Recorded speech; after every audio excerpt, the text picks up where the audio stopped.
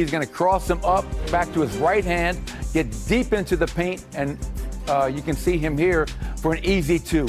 It's going to have to be a lot harder if the Spurs are going to have any chance of winning tonight. And with Wemby back there, Malika, I expect it to be a lot more difficult for Luka than that last clip. Yeah, Luka has been playing on another level, but so has Victor Wembanyama here, Coach. And Kenny.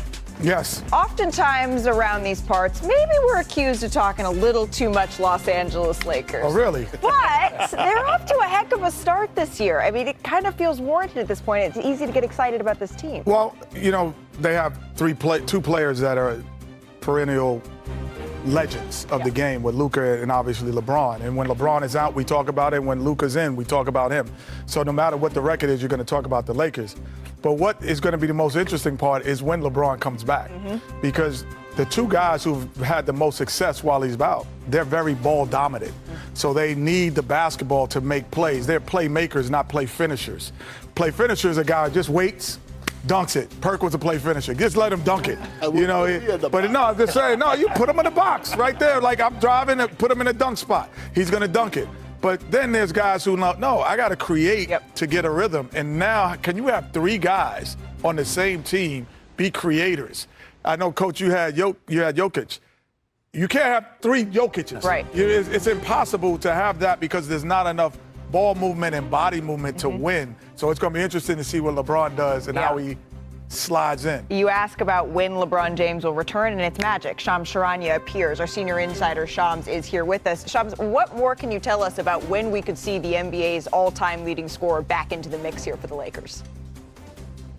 Malika, LeBron James has been working out individually, and I'm told the next step for him is 5-on-5 live play, and he will not be traveling on the Lakers' upcoming 5-game, week-long road trip that starts in Atlanta this weekend. So it's unclear whether he's going to be able to get that live action while the team is on the road, potentially doing it with the G League South Bay team, or do the Lakers and LeBron wait for the team to get back on November 16th, and then the live play process can begin then.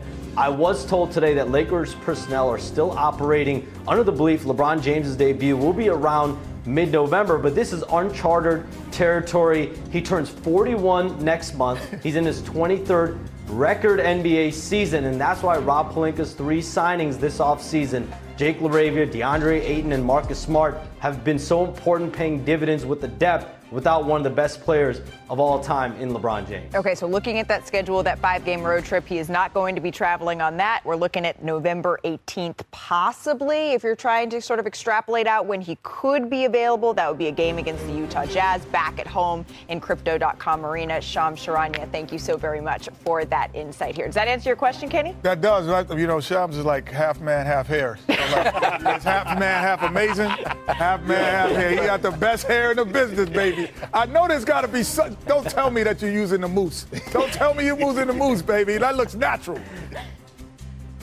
Kenny, I don't have the beard like you right now, but you know, I gotta make sure my You're stylish, brother. You're stylish, brother. It's all always, berries. always. Perk, what do you think, not just on Shams' hair today, but also on LeBron's, well, I don't know how you make it quick from that to LeBron's timeline to return. I mean, when he gets back, he's going to have to take a back seat. He's going to have to take a LeBron James take a back seat. He's going to have to take a back seat to the best duo in basketball right now, and that's Austin Reeves and Luka Doncic.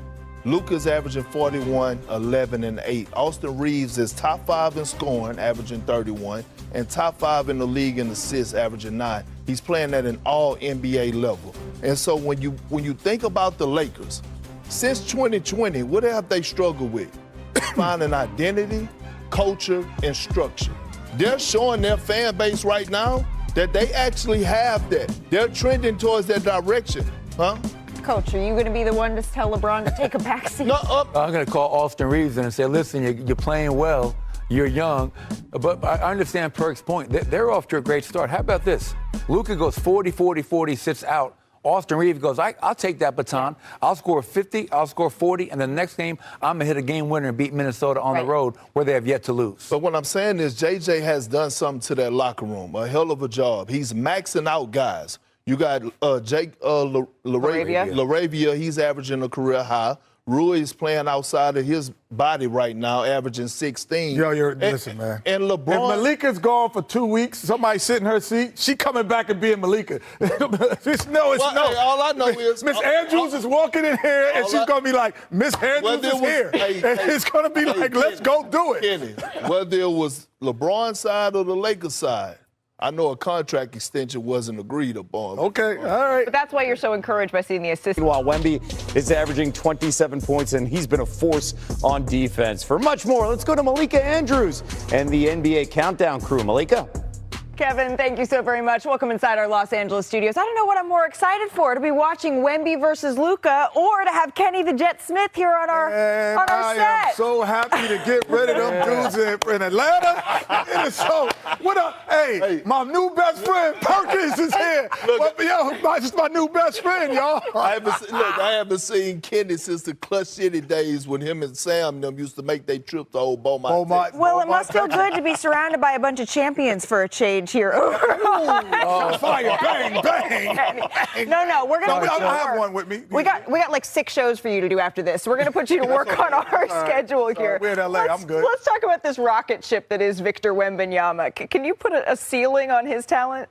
Ceiling? No, there's no ceiling. The one thing that makes him different is that we've seen size, we've seen ball handling with size, but what we've seen is basically an elevated version of what Kevin Durant is. He's a 7'5" Kevin Durant. The touch is what makes him different. His touch around the rim, 7'5" guys should do this, Coach Malone. But handling the basketball behind the back, the step back, and the touch, that's the difference that separates him to me from anybody that we've ever seen. Ralph Sampson was close, but he didn't have the fluidity that I think Wembanyama has, and that's what makes him different. No, I agree. And look, usually when I go to basketball games now, I got somebody that work in the organization, so I get my tickets comped. Wemby is the only person that I'm buying my own damn tickets for. Wow. Front row. Wow. Because he's that box office. With that being said, you're right. He is Lil Wayne. He has no ceiling. But I like what happened to him against the Phoenix Suns because it showed that he had to face some type of adversity. Yeah. Now he has to grow from it, right? We saw those little guards, Royce O'Neal. We saw those guys get into him. He had his worst game of his season, 9 points. They were limiting his touches. Now, all of a sudden, this is when you go into and get into the film room and you grow from here. This is actually called respect because they was doubling, tripling. And this is what a lot of teams are going to do to him because they're going to say, you're not going to beat us. We're going to make the others beat us. So, again, Wemby is 1 of 1.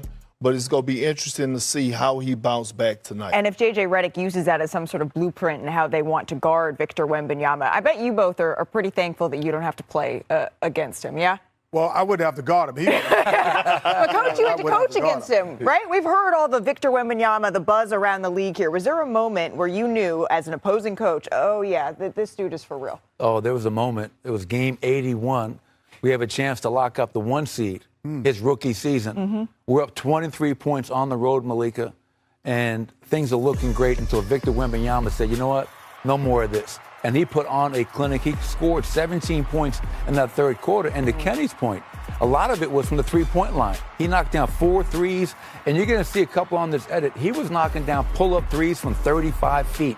No one has ever seen a 7'6" player do that kind of thing. And what I love and respect about Wemby is this. He's not satisfied. He's a worker. You can see right here. His numbers across the board, points, rebounds, blocks, and even field goal percentage have all improved season by season. He's gone to the Shaolin Temple.